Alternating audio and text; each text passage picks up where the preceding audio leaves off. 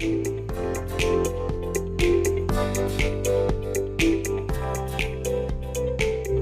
suis Marc-André Etier, le directeur du CRIFPE. Je vous accueille maintenant au webinaire que donneront tantôt Olivier Lemieux et Anne-Michel Delhomme. Mais avant de les présenter, je vais présenter ce qu'est le webinaire. Le webinaire du CRIFPE, c'est un événement ponctuel qui arrive en gros une fois par mois pendant l'année. C'est le dernier aujourd'hui de la session de 2024 de l'hiver, donc 2023-24. Il y en aura d'autres à partir de septembre prochain. Comme d'habitude, la programmation sera annoncée et vous pourrez donc écouter les prochains webinaires dès septembre prochain, mais vous pouvez aussi réécouter ceux que vous avez manqués ou que vous voulez réécouter, y compris celui-ci éventuellement, à partir du site web du CRIFPE. Donc, ce que c'est que le CRIFPE, d'abord, le Centre de recherche interuniversitaire sur la formation et la profession enseignante, et son webinaire, c'est des rencontres comme celle-ci où on donne la parole à des chercheurs du CRIFPE et d'autres chercheurs avec eux pour faire le point sur une question d'importance et puis la creuser un peu, commencer une discussion avec avec l'auditoire. C'est donc aujourd'hui sur la question de la gestion de crise c'est là-dessus que portera le webinaire. Je voulais vous informer aussi que c'est en général d'une durée de 30 minutes, 35 minutes. La présentation, c'est suivi par des questions et des réponses. Et ces questions et réponses-là, c'est moi qui les formule à partir de ce que vous écrirez dans le Q&R, dans les questions et réponses.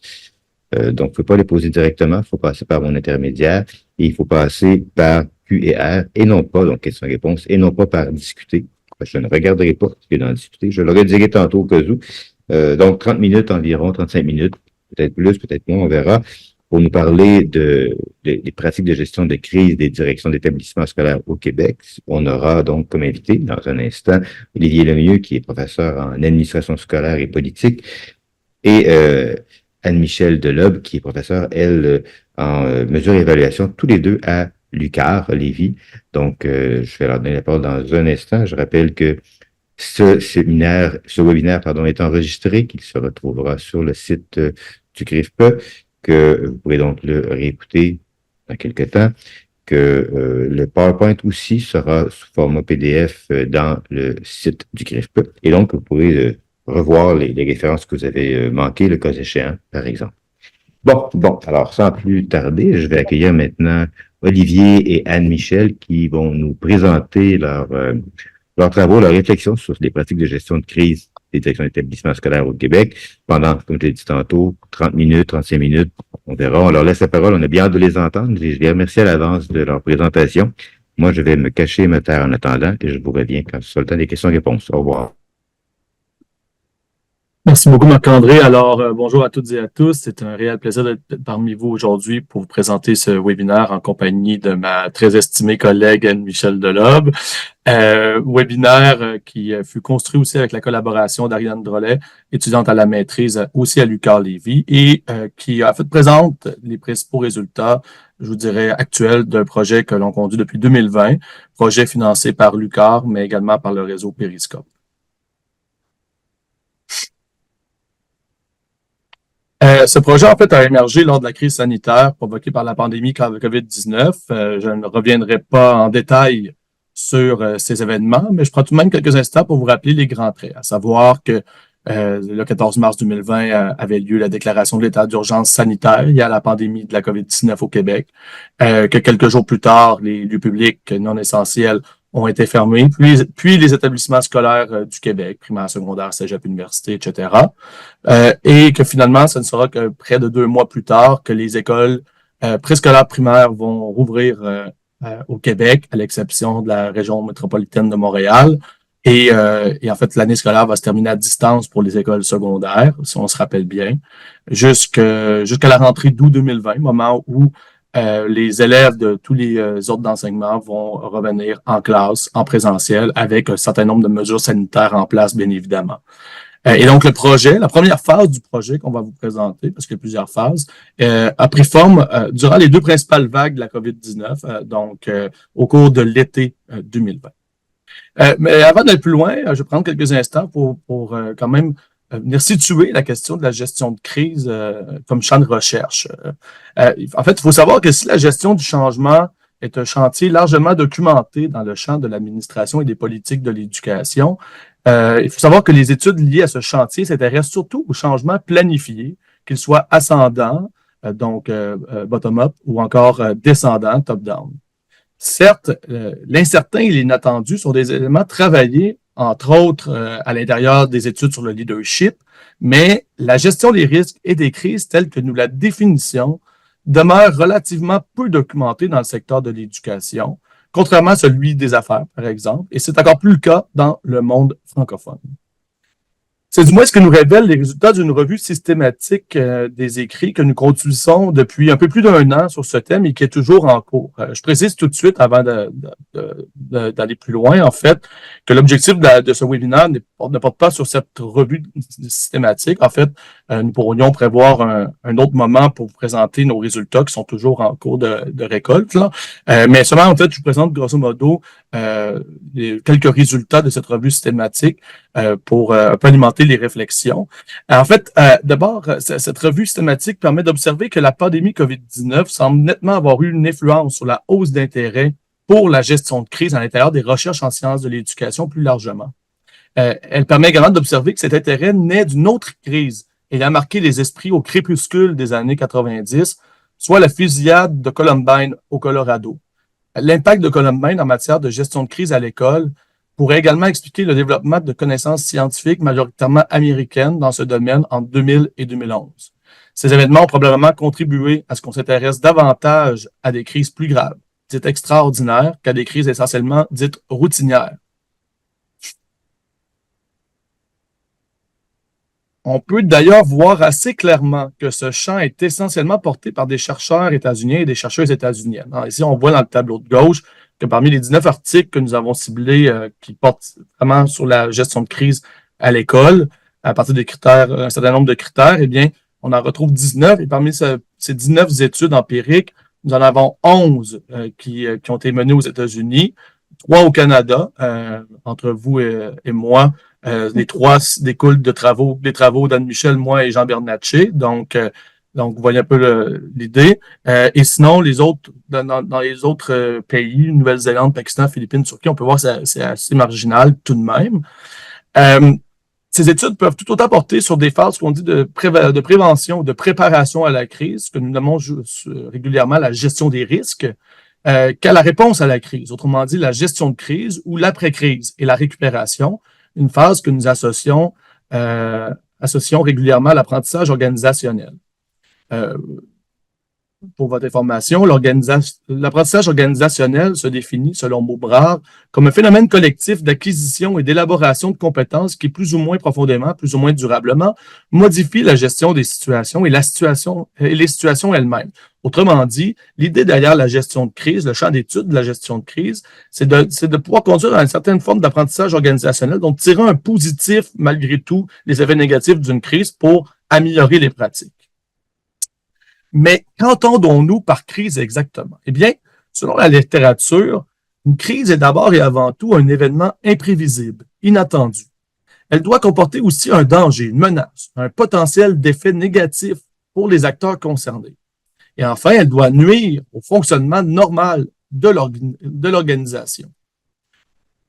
Pour distinguer la crise de certains autres concepts qui s'y rapprochent, Libert suggère une échelle de gravité qui passe de l'incident à la catastrophe. Selon cette échelle, en fait, la crise serait plus grave qu'un incident ou un accident, mais ne révélerait tout de même pas de la catastrophe, cette dernière étant dépourvue de tout aspect positif.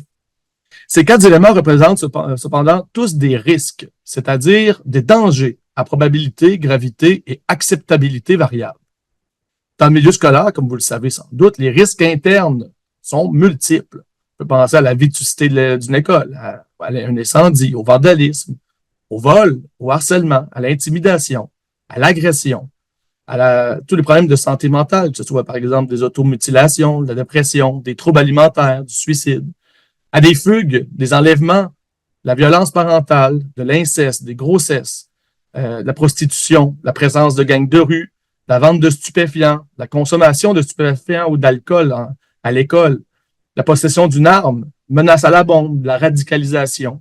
Bref, les risques internes sont nombreux, leur probabilité est variable selon le milieu, de même que leur gravité au regard de la poursuite de la mission de l'établissement scolaire.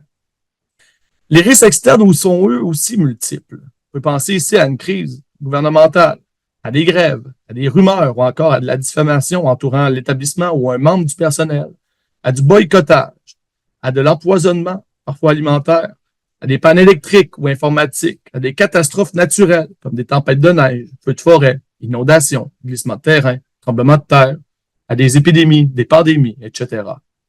Si la direction de l'établissement a évidemment moins d'emprise dans ces cas-ci sur l'événement déclencheur et le point de rupture, il demeure qu'un plan de gestion des risques et de gestion de crise lui permettra de diminuer les impacts potentiels de cette crise advenant une cristallisation du risque.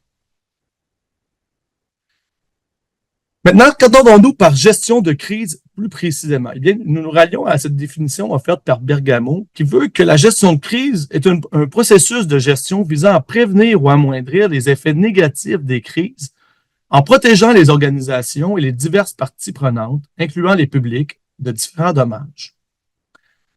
Les écrits scientifiques en gestion de crise à l'école mentionnent l'importance de la préparation à une crise. Cela permet d'agir en prévention et aussi de réagir rapidement en cas de crise pour minimiser les impacts. Toutefois, cette préparation nécessite des compétences, donc une formation des gestionnaires scolaires, notamment sur ce qu'est une crise et comment minimiser ses impacts. Lorsque le gestionnaire n'est pas en mesure de reconnaître une crise, il est difficile d'agir rapidement. L'apprentissage par les pairs ayant vécu des situations de crise est un moyen de formation efficace, apprécié pour accompagner les gestionnaires scolaires. Gérer une crise aussi à l'école amène différents défis. Il faut gérer les enjeux pédagogiques en même temps que ceux administratifs. Comment pouvons-nous réagir à la crise sans nuire à l'établissement d'un point de vue administratif, mais également en répondant aux contraintes pédagogiques d'une école? Actuellement, pas seulement au Québec, mais également ailleurs à l'international, on remarque que les gestionnaires scolaires ne sont pas formés initialement à la gestion de crise, ce qui nuit à la réaction rapide et adéquate à celle-ci. Et donc, c'est un peu dans ce vaste contexte, je vous dirais, qu'a pris forme la phase 1 de notre projet de recherche, qui a été conduit à l'été 2020, et qui avait donc pour objectif d'identifier des pratiques de gestion de crise des directions d'établissements scolaires en contexte pandémique. En fait, cette recherche-là, davantage qualitative, s'est appuyée sur des entrevues semi-dirigées conduites auprès de 12 directions d'établissements ou directions adjointes. Ces entrevues pouvaient faire entre 1 et 2 heures selon les participantes, et des pré-tests du questionnaire avaient été menés auprès des présidents d'associations de direction d'établissement, donc les présidents de l'AQPDE, de l'AMDES et de la FQDE, qui sont nos partenaires dans le cadre de l'ensemble de ce projet-ci, donc vraiment qui nous appuient grandement dans tout ce qui soit, que ce soit le recrutement des candidats, etc. Donc, vraiment des partenaires très précieux pour nous. Les questions que l'on adressait à l'intérieur de ces entrevues semi-dirigées étaient des questions, bien sûr, de socio-professionnelles sur la personne participante, d'abord pour la situer. Ensuite, des questions, je dirais, par rapport à l'école dans laquelle ils œuvrent, donc des questions socio-démographiques sur l'école. Également, des questions sur les rôles et les responsabilités des acteurs scolaires en contexte de crise. Donc, dans leur point de vue, quel était le rôle du ministre, par exemple, en temps normal, en temps de crise? Quel est le rôle de la direction générale en temps normal, en temps de crise? Des enseignants, des professionnels, etc., jusqu'aux élèves, en fait. Aussi, donc, les questions qu'on utilise le plus pour les autres volets de notre recherche que nous poursuivons à l'heure actuelle, des questions sur leur pratique de gestion de crise et sinon des questions sur leur préparation à la gestion de crise. Et donc, ici, on a on a une présentation un peu de nos participants. On peut voir que c'était majoritairement des femmes âgées entre 35 et 54 ans. Pour le groupe d'âge, là, vraiment, c'est assez représentatif, je vous dirais, de ce qu'on retrouve dans les milieux. Un peu plus je dirais qu'un peu plus de femmes que ce qu'on revoit dans le milieu tout de même, dans notre échantillon. Des directions et directions adjointes, dont 10 et 12. Et ici, le nombre d'années d'expérience, on avait quand même près de la moitié là, qui avait plus de 10 ans, alors qu'on sait que dans les milieux, ça va être un peu moins important à l'heure actuelle. Là. Et donc, à partir de des verbatims, donc à partir des entrevues que l'on avait conduites, de manière À partir d'une analyse de contenu, je dirais inductive, nous en sommes venus à dégager 8 principes de gestion de crise, donc qui ont été publiés à l'intérieur d'un document concocté avec le CETREC là, à l'époque. Et donc, ces 8 principes sont les suivants.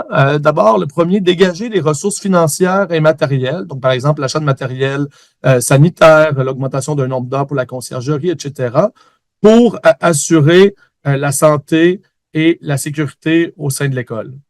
Deuxièmement, mobiliser pleinement les ressources humaines disponibles à l'intérieur et à l'extérieur de l'école en embauchant aux besoins du nouveau personnel ou en réaffectant certains membres pour qu'ils accomplissent des tâches reliées à l'enseignement à distance ou au respect de normes sanitaires. Troisièmement, veiller au bien-être du personnel en s'assurant de bien comprendre ses besoins, ses préoccupations, ses craintes, ses limites. Par exemple, de nombreux enseignants là, étaient très inquiets à l'idée de retourner enseigner en pleine pandémie.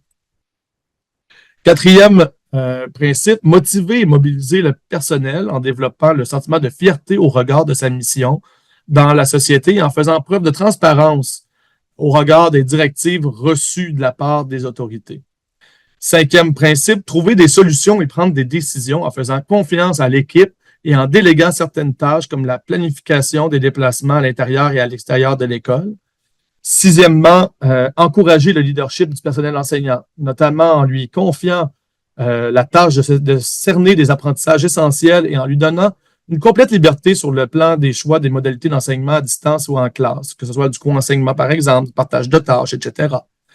Aussi assurer, en septième principe, assurer la poursuite des activités éducatives en assurant le respect des mesures sanitaires à l'école, par exemple l'aménagement des espaces intérieurs et extérieurs, la planification de récréation, etc., et en planifiant l'enseignement à distance, donc planification des horaires, pré-récupération du matériel, etc. Enfin, huitième et dernier principe, maintenir le lien avec le personnel, les parents et les élèves en diversifiant l'usage des outils de l'information et de la communication. Par exemple, en développant davantage la page Facebook de l'établissement et en y proposant des activités à réaliser à distance. Pour ce qui est de la phase 2 maintenant, donc du projet, donc la dernière phase, celle qu'on vient de terminer, les objectifs en fait étaient de faire état de l'importance accordée au principe de gestion de crise, donc au principe qu'Olivier vient de vous mentionner. On a voulu vérifier, donc au moyen d'un questionnaire, l'importance qu'accordaient les directions d'école, non seulement à ces principes-là en contexte de crise pandémique, donc d'un point de vue plus quantitatif, mais aussi qu'ils accordaient l'importance qui était accordée à ces principes-là en contexte de crise dite plus globale. En fait, tous les autres types de crises qui sont pas nécessairement des crises pandémiques. On en a eu des exemples tantôt dans les cas mentionnés par Olivier, crise environnementale, crise plus sociale via des cas d'intimidation, etc. Donc, on a voulu vérifier l'importance accordée à ces principes-là. Puis, d'autre part, on a voulu évaluer les besoins également de formation initiale et continue des directions pour développer la compétence en gestion de crise. Donc, côté méthodologique de cette deuxième phase, c'est un questionnaire donc en ligne qui a été administré aux directions d'école notamment, qui durait environ une vingtaine de minutes, qui comportait 3 principales sections. Donc, bien entendu, des données sociodémographiques nous permettant de faire un portrait de nos répondants. Et puis, des questions notamment sur le niveau d'importance qui était accordé au principe de gestion de crise, donc que je pouvais mentionner tout à l'heure, séparé en 2 grandes catégories, donc crise pandémique, puis finalement crise plus globale. Une définition était donnée aux participants à savoir qu'est-ce qu'une crise plus globale, parce qu'on voulait autant que possible limiter les biais liés à l'interprétation de qu'est-ce qu'une crise. Bien entendu, vous conviendrez que c'est quand même une limite, parce que tout le monde se réapproprie un peu le terme de crise à travers son expérience, à travers son expertise également. On a voulu également vérifier les besoins de formation en matière de gestion de crise chez le personnel de gestion scolaire. Côté déroulement, donc notre collecte de données s'est réalisée entre août 2023 et octobre 2023. Le recrutement a été réalisé via les médias sociaux et bien entendu grâce à nos précieux partenaires. Donc, on peut penser aux associations qui ont diffusé généreusement le questionnaire à leurs membres. On peut penser au centre de services scolaires également qu'on a contacté pour qu'ils puissent diffuser également le questionnaire. Donc, c'est un échantillon, en fait, de 78 répondants qu'on a obtenus, qui sont pas juste, en fait, des directions d'école. On avait ouvert, là, à la direction adjointe, aux gestionnaires administratifs d'établissement. Donc, vous voyez ici un portrait, là, majoritairement, tout de même, c'est des directions d'école qui ont répondu au questionnaire, majoritairement des femmes, qui composent notre échantillon. Et la tranche d'âge, là, principale est encore une fois de 35 à 54 ans, plus concentrée autour de 45 à 54 ans.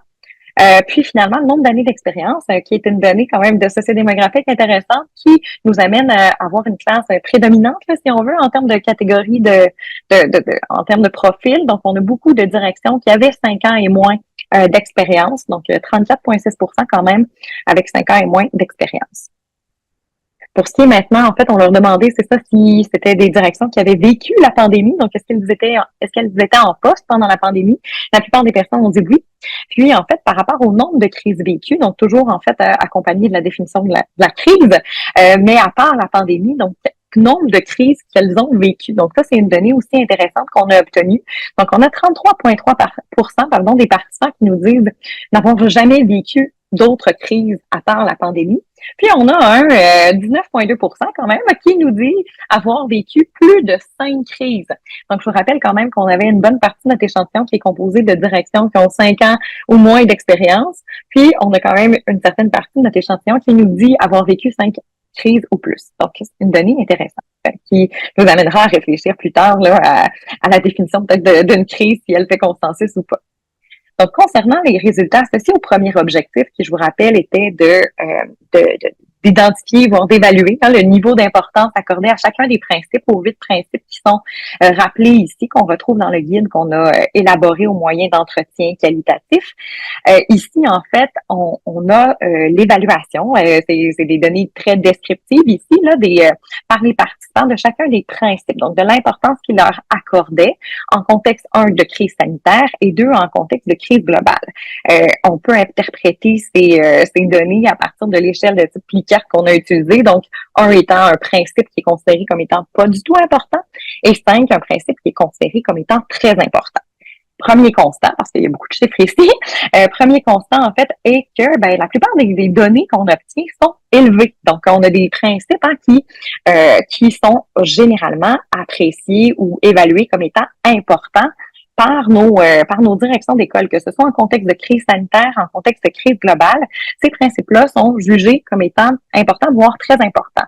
Il y en a certains qui se démarquent comme étant peut-être plus importants. On peut penser à veiller au bien-être du personnel, qui, tant pour la crise sanitaire que pour la crise globale, en fait, est quand même un principe très important, 4,9 de moyenne avec 4,83 d'autre part pour la crise globale. C'est un principe qui me semble fondamental pour nos directions, tout comme trouver des solutions, prendre des décisions. Il y en a d'autres également qui sont jugés importants. On peut même penser à maintenir le lien avec le personnel, les parents. Il y en a d'autres qui sont jugés peut-être comme étant, en comparaison aux autres, moins importants, bien que ici, on peut penser à dégager des ressources financières nécessaires. Peut-être que pour la crise globale, c'était moins important. Puis ici, on peut faire une inférence ou dégager le fait que dans certains contextes de crise globale, peut-être qu'on n'a pas nécessairement toujours besoin d'avoir des aspects financiers pour les gérer. Donc ça pourrait être à creuser également pour voir s'il n'y a pas d'autres principes qui se dégageraient quand on est en contexte de crise autre, c'est-à-dire une crise environnementale, une crise sociale. Est-ce qu'il n'y a pas d'autres principes que ceux qu'on a identifiés pour le contexte de crise sanitaire qui pourraient être identifiés? On a réalisé aussi, en fait, on voulait voir s'il n'y avait pas une différence significative entre les deux moyennes qu'on a obtenues, donc à la crise sanitaire puis à la crise globale en termes de principes ou d'importance accordée aux principes. Ce qu'on nous mentionne, en fait, et ce que les données nous indiquent, c'est qu'en effet, il y a une importance plus grande qui est accordé aux principes en contexte de crise sanitaire plutôt qu'en contexte de crise globale, qui peut s'expliquer par le fait que notre guide présente certains principes qui ont été élaborés au moyen d'entretien visant explicitement, en fait, à documenter la crise pandémique. Donc, ces principes-là ont été élaborés à partir de ce que nous mentionnaient les directions sur leur gestion de la crise pandémique. Donc, on peut aussi penser éventuellement, comme je le mentionnais tantôt, à faire un même genre d'exercice, mais pour d'autres types de crises. Maintenant, concernant le deuxième objectif de l'étude, qui était en fait de vérifier les besoins de formation, voire vérifier l'offre de formation présentement auprès des directions, si elle est suffisante ou pas. On demandait en fait à nos directions ici de se prononcer sur les 2 items qui sont rapportés ici à l'intérieur du tableau. Donc, le premier étant l'offre de formation prévue pour le personnel de gestion scolaire permet d'acquérir les compétences de gestion de crise. Donc, on leur demandait en fait de noter cet énoncé-là sur une échelle encore allant de 1, je suis complètement en désaccord avec ça, à 5, je suis complètement d'accord. Donc, ici, on peut voir, en fait, qu'à la fois pour la formation initiale et pour la formation continue, on semble peu apprécier, peu d'accord avec le fait que la formation initiale, voire même la formation continue, là, permet de développer présentement les compétences en gestion de crise de nos directions. Pour ce qui est maintenant du deuxième item, qui était en fait non seulement est-ce que présentement ça permet de répondre à ça, mais est-ce que ça devrait, est-ce que c'est le rôle de la formation soit initiale, voire continue, de se questionner, d'accompagner les directions dans le développement de ces compétences-là? Nos données sont assez parlantes à cet égard. En effet, donc ce qu'on constate, c'est que la plupart des directions sont d'accord. Donc, vous avez les scores moyens, là, sont d'accord avec cette affirmation-là, comme quoi, en fait, on devrait autant en formation initiale qu'en formation continue, voire peut-être plus en formation continue, mais travailler à développer, à accompagner en termes de gestion de crise. Bien sûr, ce sont des données qui ont été recueillies dans un questionnaire. Donc, après, on peut se questionner sur comment accompagner. Ce sera notre travail aussi de se questionner sur ça. Donc ici, on a aussi à titre exploratoire, dans la première phase de l'étude, on avait pu dégager au moyen de nos entretiens. Donc, j'insiste ici beaucoup sur le côté exploratoire de la chose et inductif. On avait dégagé deux profils en fait de direction d'école qui étaient en fait d'une part un leader en contexte de crise bien entendu, là, mais un leader plus autoritaire qui en fait était une personne qui généralement il allait rapidement, prenait une décision sans toujours faire des sous-comités pour consulter, pour avoir l'avis de chacun. Donc, quand il arrive l'événement en soi, il va de l'avant, donc il fonce pour des raisons en fait qui sont justifiées souvent par la sécurité, la santé des élèves. Donc, prenait des décisions rapidement sans toujours consulter. Puis, on avait sur un continuum, si on veut, un leader aussi qui était créatif, donc à l'autre spectre du continuum, qui lui, en fait, pouvait, et pas nécessairement à l'opposé du leader autoritaire, faut comprendre, mais avait quand même tendance à créer plus de sous-comités, à consulter davantage, mais aussi à profiter de certaines zones grises, en fait, pour innover, pour développer d'autres façons d'aborder les choses, donc d'être en mode solution, en passant parfois par des choses qui étaient non dites, non prescrites par le centre de service scolaire, parce que le ministère mentionnait.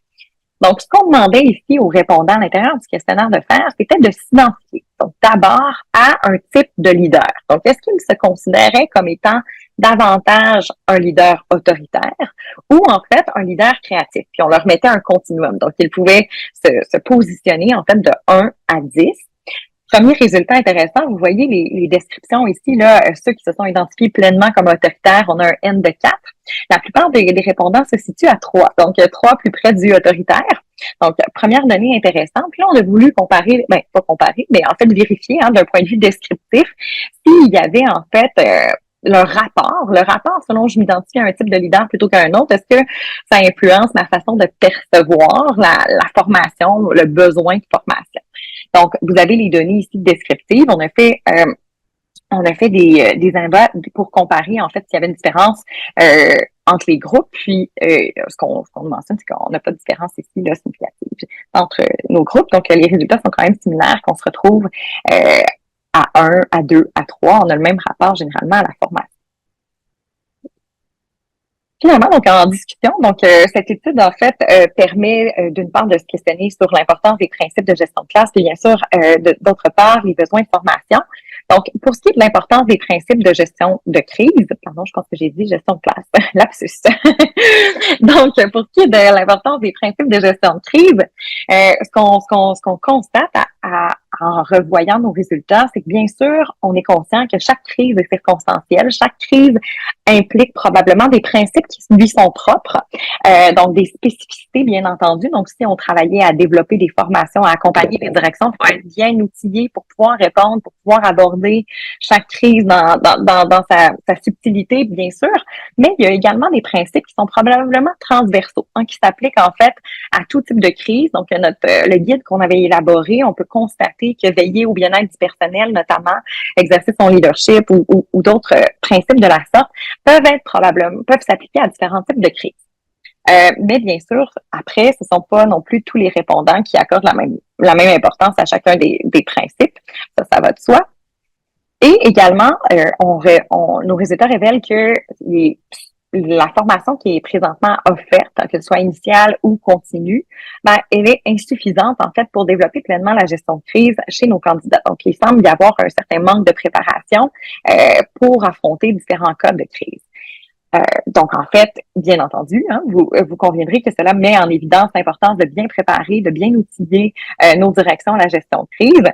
Comment? Bien entendu, à l'intérieur du référentiel de compétences des directions, qui est en révision d'ailleurs présentement, on a certains éléments qui peuvent se rapprocher d'aspects d'habileté transversale, par exemple, qu'on souhaite à développer chez nos directions. Par exemple, la capacité à s'adapter, on parle beaucoup de la méthode, de raisonner, etc., qui peuvent être utiles pour gérer des crises. Mais encore, faut-il se demander, est-ce qu'il n'y a pas des aspects plus spécifiques qu'on pourrait travailler en formation qui aideraient pas justement à développer davantage ça de façon spécifique au moyen, par exemple, de cas ou de scénarios de crise qui pourraient illustrer les spécificités d'une crise.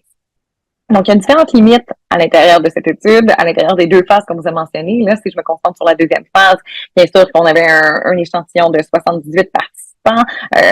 Donc, c'est sûr qu'on prétend pas avoir sollicité l'ensemble des membres d'avoir leur perception de la formation et de la gestion de crise.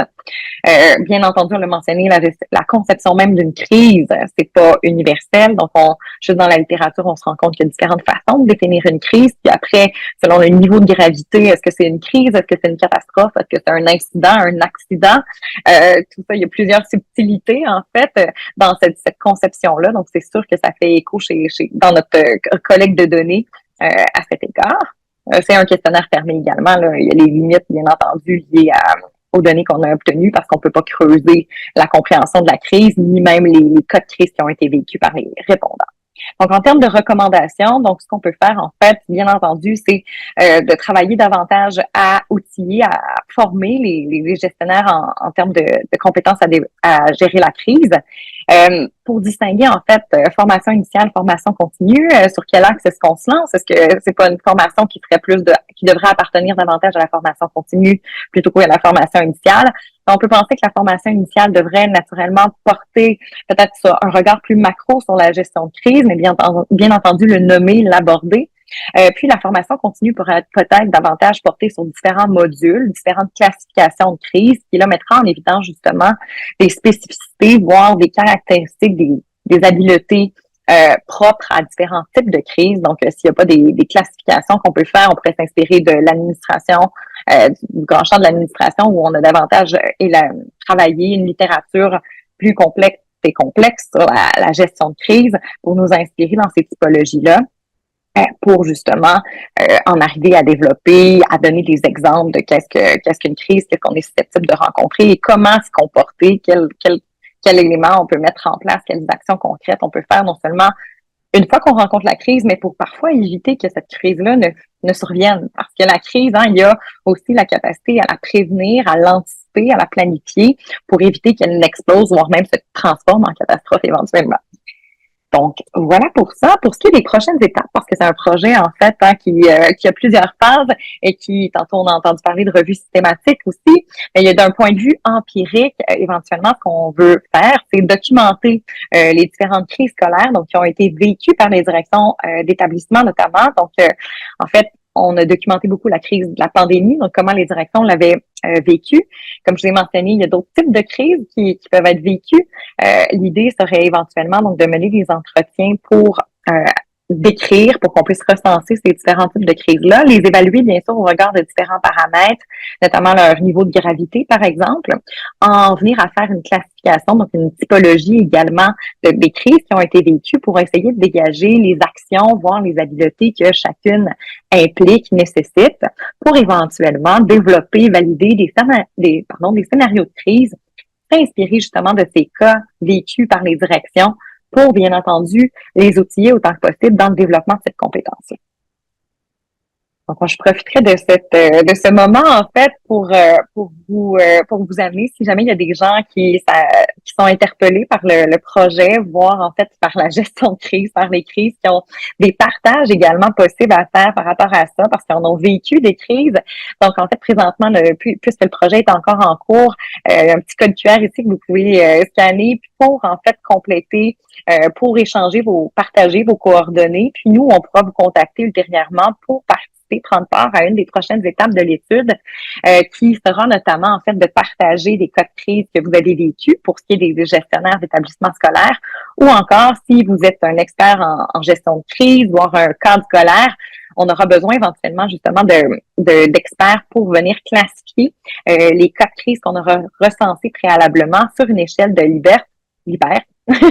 l'échelle de gravité, en fait, allant de l'incident à la catastrophe pour qu'on vienne bien délimiter, en fait, qu'est-ce qu'une crise par rapport aux autres types d'incidents, de situations qui impliquent un risque, finalement.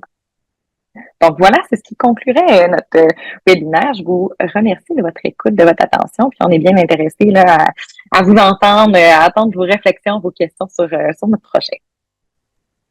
Merci beaucoup. Merci beaucoup. Tout d'abord, c'est une recherche évidemment qui est impressionnante. J'ai même, je dirais, été, est-ce que c'est frappé, assommé, sonné, en tout cas impressionné par le nombre de crises potentielles avec lesquelles doivent jongler les directions d'établissement. Évidemment, j'aurais dû y penser, mais j'avais pas. Je m'étais pas arrêté à ça, faut croire. En tout cas, donc c'est d'autant plus important de faire ce type de recherche. Merci beaucoup. Sur l'importance qu'on accorde aux crises, sur la prévention, il y a vraiment beaucoup de choses, c'est très riche. J'ai une première question qui m'a été posée, mais avant, je voulais signaler qu'il y a des gens, comme d'habitude, de partout à travers le monde qui nous écoutent et qui peuvent donc vouloir aussi suivre ce que vous faites comme recherche, peut-être participer, mais pas en répondant, parce que là, c'est pas le même pays. Par exemple, j'ai vu la Roumanie, le Maroc, le Congo, puis il y a l'ordre alphabétique inversé. Alors, la question qui m'a été posée, c'était à propos c'est au début de votre présentation, c'est par rapport à la détermination des classes d'âge quand vous avez regroupé les personnes de la catégorie. Qu'est-ce qui a présidé à ce choix-là? Bon, ça a l'air d'être par 5 ans, ça pourrait être simplement ça comme raison, mais il y a peut-être aussi d'autres raisons. Alors, je voulais vous la reposer. Est-ce que je réponds? Oui, vas-y. Oui, en fait, je vais retourner les classes d'âge, en fait, dans les deux études ici, là, les groupes d'âge. C'est une bonne question. Je pense qu'en fait, c'est par une étude, c'est plus par 10 ans là, qu'on a fait le choix de classer. On aurait pu y aller pour les 5 ans, là, mais c'est le regroupement qui nous paraissait le plus représentatif peut-être de la population à l'heure actuelle. Je ne sais pas si dans les études en administration scolaire, c'est généralement les classes qui sont utilisées. Mais je pense qu'on s'est inspiré justement de ce qui est représentatif un peu, ce qui nous permet de délimiter là. C'est plus en fait, je dirais même le nombre d'années d'expérience peut-être qui nous intéressait. Là ici, c'était pour avoir un portrait de. Mais de mémoire, pour les groupes d'âge, là, ce sont les mêmes utilisés pour les recensements, notamment lorsque vient le temps de présenter les données.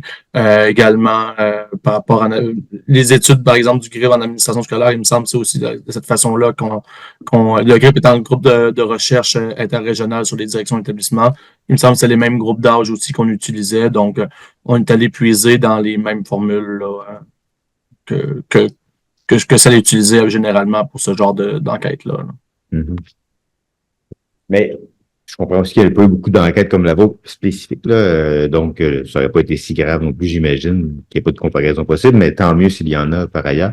Je vois aussi, en fait, ce qui m'avait exonéré, c'est que j'avais en tête, j'ai mal lu la question, j'avais en tête le nombre j'ai dit 5 ans, j'avais en tête le nombre d'années d'expérience, mais c'est pas la question qui était posée. Vous avez bien répondu à la question qui était posée.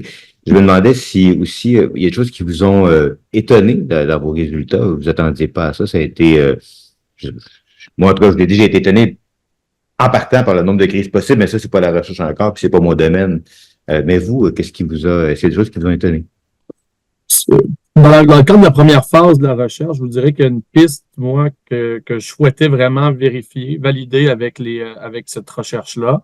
Si on se ramène là à la COVID, on se rappelle que il y avait plusieurs directives qui provenaient du ministère principalement, du ministre, et les gens dans les postes de direction souvent trouvaient qu'ils avaient très peu de marge de manœuvre, qu'ils apprenaient que les directives changeaient très rapidement, etc. Puis lorsqu'on discutait avec les directions, encore avec les leaders des associations de direction, On nous disait de donner un peu plus de flexibilité, de cadre de gérer. Et souvent, on faisait la comparaison avec les écoles privées qui s'étaient virées de bord, en quelque sorte, assez rapidement. Et aussi, dans les modèles de gouvernance, c'est quand même très différent. Les écoles privées, là, donc, il n'y a pas de centre de service scolaire ou de commission scolaire entre les deux. C'est moins normé dans les pratiques aussi que dans le secteur public. Donc, moi, une des pistes, je me disais, est-ce qu'en contexte de crise, on peut estimer que ça serait à l'avantage des directions d'établissement, par exemple, de pouvoir profiter de pouvoirs exceptionnels, hein, comme on en offre pour certaines catégories, tu sais, par exemple, là, tous ceux qui s'occupent de la santé publique, là, par exemple, les acteurs de santé publique, on leur donne des pouvoirs exceptionnels à partir du moment où on décrète l'état d'urgence. Est-ce qu'on pourrait penser que pour des directions d'établissement, ça pourrait être une piste à envisager, par exemple, dans la loi sur l'instruction publique ou autre? Et finalement, lorsque je vous posais la question envers les directions d'établissement, ils me disaient non, nous, on veut pas de pouvoir exceptionnel. On veut des directives claires, puis savoir exactement ce qu'on doit faire pour mettre les gens en sécurité, etc. Donc, je dirais que c'était un peu un étonnement pour moi, parce que je me disais, d'un côté, on veut de la flexibilité, de la marge de manœuvre. D'un autre côté, on veut pas de pouvoir exceptionnel non plus. Donc, ça devient un peu difficile de jongler avec tout ça, là, dans le contexte de crise. Mais est-ce que les directions que vous avez interrogées ont, par ailleurs, trouvé ont demandé, si vous leur avez parlé disons, en marge de cette recherche-là, si on avait plus de flexibilité par la diminution du nombre de cas intermédiaires ou ou par des regroupements plus petits de centres de services scolaires parce qu'ils sont maintenant rendus très gros. Ça n'a pas toujours été le cas. Ça commence à faire longtemps, mais ça n'a pas toujours été le cas. Est-ce que ce genre de question-là a été soulevé? À savoir si le fait si vous avez évolué dans de plus petits groupes, vous aurez pu profiter de plus de flexibilité. Oui, c'est ça. C'est sûr qu'on les interrogeait sur le fonctionnement de leur centre de service scolaire, sur le rôle joué par le DG, etc. Puis en général, la satisfaction envers le leadership des DG était assez étendue, mis à part quelques cas particuliers, là, je dirais. Souvent, ils reconnaissaient que les DG avaient bien assumé leur leadership. Les critiques venaient beaucoup plus des instances centrales, je dirais. Donc, communication peu claire, très peu de consultation. C'était vraiment ça qui était reproché. Puis on se rappelle, là, une journée, le ministre disait quelque chose, le lendemain, c'était tout autre chose. Donc, ça, ils avaient l'impression qu'ils commençaient à mettre en œuvre une directive, puis au lendemain, on leur disait finalement, ça ne fonctionne plus. Là. C'est plus ça. Ça, il y avait beaucoup de satisfaction par rapport à cela. Je suis étonné que ça les étonne, parce qu'il me semble qu'on a déjà vu ça, mais ça, c'est un commentaire peut-être éditorial que je vais m'abstenir de faire. J'ai vu qu'il y avait des questions déjà qui sont entrées dans le QR. Il y en a une autre, en tout cas, puis il y en a sans doute dans la discussion, mais je ne regardais pas la discussion. Donc, les personnes qui veulent les poser le savent maintenant et pourront la mettre dans le QR. Celle que j'ai sous les yeux demande, en fait, je vais vous la lire. Est-ce que vos données qualitatives vous permettent de dégager des modalités de formation souhaitées sur ce thème? Par exemple, formation intégrée à des cours existants autoportantes, etc. Non, en fait, Olivier, tu me corrigeras, là, ça fait déjà un moment qu'on analyse ces données-là, mais en fait, les données qualitatives nous ont permis de constater davantage ce besoin d'accompagnement-là, mais pas nécessairement dans les modalités souhaitées ou dans le comment accompagner. Donc, en fait, la phase 2 n'est pas étrangère à la phase 1, là, donc c'est grâce à la phase 1, ces entretiens-là, la façon dont on a pu constater que les directions avaient vécu la crise, qu'on a pu, en les interrogeant sur ça, on en est venu à comprendre justement qu'ils se sentaient peu outillés ou qu'ils avaient été peu outillés pour la gérer, même s'ils avaient développé certaines actions, certaines habiletés pour être capables de le faire. Mais on sentait quand même ce besoin qui a été nommé explicitement par plusieurs répondants, un besoin d'accompagnement et de formation, ce qui nous a amené justement dans la phase 2 à vouloir documenter davantage ce qu'on avait recensé auprès de 12 directions d'établissement et à vérifier si c'était partagé par d'autres directions d'établissement. Là, non seulement en fait en termes de formation initiale, mais aussi en termes de formation continue. Moi, j'aurais pensé que d'un point de vue de la formation continue, c'était davantage quelque chose qui s'offrait là, que les données qu'on a obtenues, donc qui se faisait à l'heure actuelle. Donc, nos données semblent indiquer qu'il y a quand même un besoin là, présentement pour un accompagnement aussi en formation continue, mais pour le comment, en fait, comme je vous ai mentionné, puis on propose une façon de faire qui est justement à l'aide de cas précis, donc de mieux accompagner les directions par des situations qui ont déjà a été vécu pour faire certaines catégories, donc présenter des exemples, puis après de questionner, de réfléchir à qu'est-ce qu'on ferait si on était finalement confronté à cette situation-là, parce qu'assurément, il y a des comportements qui sont probablement meilleurs que d'autres à adopter dans ces situations-là, donc à réfléchir à ces cas-là, justement, pour les prévenir, pour qu'ils se sentent aussi plus outillés quand ils vont affronter ces crises-là. Donc, développer leur sentiment d'efficacité personnelle, notamment, etc. Moi, je dirais que l'un des apprentissages de la phase qualitative du projet, là, c'était que un nombre minime des personnes interrogées avaient déjà vécu des crises assez graves, quand même pas de l'ampleur de la pandémie, là, on s'entend, personne n'avait vécu quelque chose de la sorte, mais quand même des crises assez graves qui avaient dû conduire à vraiment une interruption assez prolongée des activités pédagogiques, fermeture d'établissements, etc., menaces de sécurité d'élèves. Donc, on avait au moins 2, je dirais, qui avaient vécu ça sur les 12 autres. Et ces personnes-là sentaient vraiment qu'elles étaient beaucoup plus outillées, qu'elles avaient beaucoup mieux assumé leur leadership au moment que la crise avait apparu, parce qu'ils avaient de quoi quelque chose auquel se référer pour savoir un peu comment dicter leur pratique. Donc, c'est sûr. Puis, donc, l'idée derrière les prochaines phases, en fait, du projet, c'est de comme le soulignait à Michel, en fait, c'est de documenter ce genre de scénario-là pour pouvoir en faire profiter les futurs gestionnaires ou les gestionnaires actuels. Donc, pour faire des formations autour de ces scénarios de crise-là, ce qui est la façon de faire, je vous dirais, dans toutes les formations en gestion de crise at large, dans d'autres secteurs, c'est de cette façon-là qu'on forme le monde en faisant vivre des crises autant que possible, le plus réaliste possible, pour essayer de développer des réflexes, là, vraiment. Parce que là, on est de l'ordre de la compétence, mais on est de l'ordre du réflexe aussi. Hein. Faut réfléchir très rapidement, réagir très rapidement.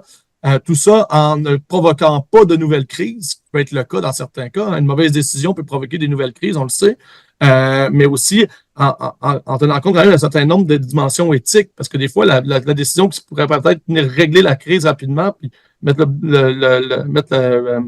le couvercle sur la marmite, eh bien, comporte des dimensions éthiques vis-à-vis des élèves, des membres du personnel, etc. Donc, comment jongler avec toutes ces dimensions-là très rapidement, c'est un peu ça l'enjeu, là. Oui, assurément. Puis si je me permets de rebondir sur ça aussi, c'est qu'assurément, chaque milieu a ses obstacles probablement qui lui sont propres. Donc, un aspect contextuel qui est propre au milieu. Donc, ça, c'est super important de le relever aussi. Donc, avec une formation, par exemple, sur la base de scénario, tout ça, on pourrait intégrer les obstacles, voire même faire discuter les participants, les répondants qui sont déjà, par exemple, des directions d'école autour des obstacles qu'ils voient aussi à ce genre de crise-là, bien qu'une mise en situation, généralement, c'est aussi contextualisé que possible, mais on peut pas tenir compte des contextes de chacun à l'intérieur de celle-ci. Donc, de réfléchir ensemble sur les obstacles potentiels en lien avec la personne, ma personnalité, mes valeurs, mes croyances, mais aussi mon environnement. Il y a tel contexte. Moi, je sais que j'ai des parents qui sont bons. Donc, de faire réfléchir les participants autour des obstacles possibles, qui généralement en sous-groupe, c'est intéressant aussi. Chacun peut partager son expérience, mais aussi on peut se rallier d'un point de vue de la littérature, d'un point de vue d'autres expériences passées, quelles habiletés étaient impliquées, quelles actions ont porté fruit ou pas. Donc, sans prétendre avoir la façon de faire, qu'on discute ensemble de façon de s'adapter à ce genre de choses-là pour notamment construire une confiance aussi chez nos directions là, pour qu'ils puissent surmonter les obstacles aussi à cette gestion potentielle de crise. Oui, mais je fais une parenthèse avant de continuer avec ma question. Pour tous les auditeurs, je vous rappelle que vers 13h, on va terminer. Donc, s'il y a des questions, n'hésitez pas à les poser, je vais les relayer. Sur celle-ci qu'on vient d'aborder, la question des études de cas, j'ai bien compris qu'il n'y a pas assez de formation qui est offerte. Mais est-ce qu'ailleurs, dans d'autres systèmes scolaires, par exemple, de telles formations existent, des études de cas qui peuvent être par la suite décontextualisées pour qu'on puisse transférer dans nos cas particuliers à l'infini. Mais est-ce que ça existe ailleurs en éducation? Je sais que ça existe en droit, en gestion en général, mais en éducation, est-ce que vous croyez que ça existe ailleurs? Sur la gestion de crise spécifiquement? Oui, oui. C'est une bonne question. On n'a pas recensé jusqu'à présent Ça a l'air assez nouveau, donc. Oui, mais ça, en fait, à travers la revue systématique, on a pu voir quand même qu'un certain nombre d'études qui portent vraiment sur la compétence en gestion de crise, puis comment la développer davantage dans les programmes d'études, mais vraiment des études qui démontreraient que telle façon de former, par exemple, à la gestion de crise versus un autre type de formation ou autre, viendrait vraiment, je dirais, évaluer la qualité de ces formations-là, ça, on n'en a pas retrouvé à ma connaissance. Là. Ça Donc, doit être assez dur à faire parce qu'il n'y a pas tout le temps des crises non plus qu'on peut mesurer à temps. Là. Assurément, peut-être que si on allait sur les sites de certaines universités, par exemple, puis là, on regardait vraiment l'offre de formation, mais pas nécessairement d'un point de vue de la recherche, mais d'un point de vue de la pratique, qu'est-ce qui se fait. Peut-être que là, aux États-Unis, il y aurait certaines formations mais on n'a pas encore. Ça fera partie des phases futures là, de recension, en fait, qu'on fera sur les sites, les plateformes des universités là, ou autres instituts qui offrent des formations en direction d'école. Donc là, on pourra plus se prononcer sur ça.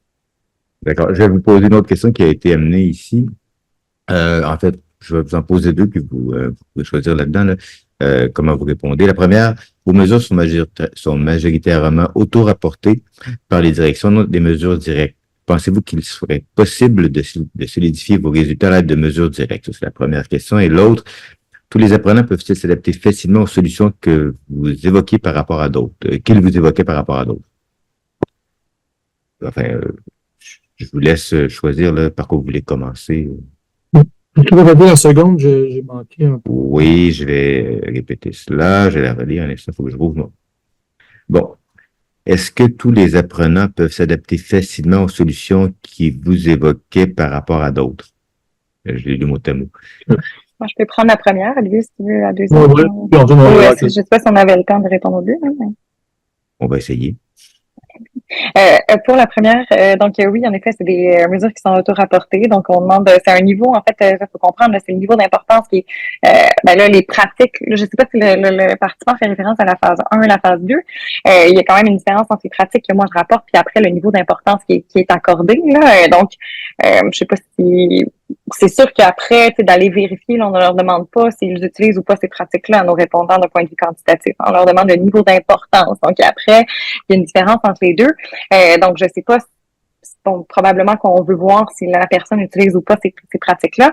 C'est sûr qu'on pourra aller vérifier. Je pense pas que ce soit de l'ordre de notre intérêt ou c'est pas dans nos préoccupations comme telles d'aller vérifier s'ils adoptent ou pas ces principes-là. On n'est pas ici dans une perspective de transfert des apprentissages. Si éventuellement on construit une formation et là on veut voir si les participants adoptent ces pratiques-là. Là, la question de la mesure du transfert va être fondamentale, puis on aura à évaluer à considérer de quelle façon est-ce qu'on évalue ça. Pour le moment, ce qu'on veut voir, c'est leur perception de l'importance, donc de dégager des principes. Puis après, on aura à les accompagner sur ça. Bien sûr, des mesures directes, là, l'auto-rapporté, on le flagelle beaucoup. Souvent, dans le milieu administratif, par contre, on va dire que souvent le participant lui-même, pour certains éléments, est le meilleur placé pour dans certains contextes pour identifier les pratiques qu'il utilise, les méthodes qui sont utilisées comme d'observation ou autre par un supérieur, par un père, sont pas exemples de biais non plus. Donc, il peut y avoir aussi certaines limites accordées à ça. Donc, je vais me contenter de cette réponse-là. Là, étant donné que je sais pas trop sur quel volet répondre, mais bien sûr, c'est du auto-rapporté. Donc, éventuellement, c'est pour ça qu'il y aura d'autres phases. On va pouvoir vérifier d'autres aspects à l'étude, mais dans ce cas-là, ça... D'accord. Non, c'est très clair. Ensuite, pour aller voir par la suite, par exemple, des données directes là, en fait, sur des actions ou autres, ça nous obligerait à aller récolter des données en pleine crise, par exemple, aller voir qu'est-ce qui est le plus efficace ou autre, selon la définition de l'efficacité, par exemple. Comment y arriver, je veux dire, je me vois mal comme chercheur débarquer dans une école qui est en pleine crise pour venir récolter des données, ou encore, sinon on peut demander à une direction aux enseignants. Ou à des gens du milieu de venir évaluer les pratiques de gestion de crise, mais encore là, ce sera de l'auto-rapporté en quelque sorte, parce que ce sera après coup. On ne pourra pas observer avec tout plein d'appareillage méthodologique, je vous dirais. Là. Donc, pour moi, c'est une dimension ça serait très intéressant, mais je vois très mal comment l'appliquer là, dans un contexte réel de recherche. Oui, en somme, ce serait difficile de le faire. Il y aurait peut-être la triangulation, en fait. Il y a peut-être la triangulation, le fait de solliciter aussi des enseignants pour savoir comment la crise a été gérée par leur direction. Donc ça peut être une piste intéressante. Mais comme le mentionne Olivier aussi, quand on est en contexte de gestion de crise, ça peut être aussi difficile d'avoir des données qui sont véridiques, en fait, chez l'enseignant qui là, va commenter la gestion de crise. Ou ça pourrait être une idée. Donc, à réfléchir. Là, on met ça dans notre sac à dos pour une prochaine fois. Et la triangulation peut être post-hoc aussi, à partir de documents qui ont été produits. Là. Mais je comprends la réponse à la question me semble tout à fait pertinente et tout à fait suffisante pour la personne qui, je sais pas, la personne ne me le dira pas, mais moi, je trouve que c'est une bonne réponse. Autre question que je vais vous poser. Comment interpréter les perceptions des directions sur l'importance des principes au regard par rapport à leurs actions effectives? Ce qui est important n'est pas nécessairement ce qu'ils font ou ont fait pendant la crise et les discours diffusés pendant la pandémie. Il y a des irrégularité fortes ou fortes. Que faire de ces perceptions? Vous énoncez des recommandations basées sur ces perceptions, le faites-vous. Ceci est une étape de recherche. Comment prendre en considération les biais de désirabilité? Donc, en gros, ça tourne autour de la question des biais de désirabilité des personnes qui vous répondent. Mm-hmm. Bon, écoutez, c'est sûr qu'il peut y avoir un biais de désirabilité, excusez-moi, vis-à-vis les principes autour desquels on interroge nos participants, etc. Faut dire qu'on est quand même venu croiser un certain nombre de questions qu'on n'a pas eu le temps de vous présenter les résultats aujourd'hui. Mais par exemple, oui, on leur demandait d'apprécier les principes, mais aussi on leur demandait est-ce que, à votre sens, il manque des éléments qui sont particulièrement importants pour la gestion de crise, qui ne se retrouvent pas dans les principes qui vous sont exposés. Je dirais que les gens souvent vont ajouter des éléments et par la suite, nous, on s'apercevait qu'on arrivait à les insérer dans les principes qui étaient déjà en présence. Donc, avec des questions qualitatives de cette sorte-là dans notre questionnaire, on essayait un peu d'aller questionner nos participants, nos participantes sur des limites des contenus qu'on leur présentait pour essayer de sortir un peu de ce biais-là. Mais je vous dirais que les résultats nous ont pas conduit à penser que les buts de principe qu'on en avait dégagés ne collaient pas bien là.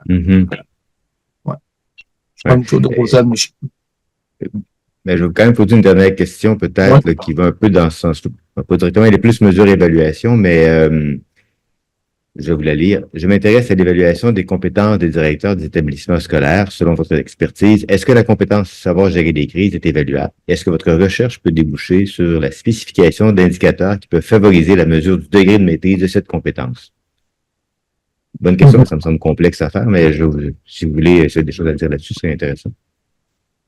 Moi, je vous dirais qu'il y a des éléments qui pourraient venir nous permettre d'analyser en quoi quelqu'un arrive bien à gérer les crises, toute la dimension de la gestion des risques.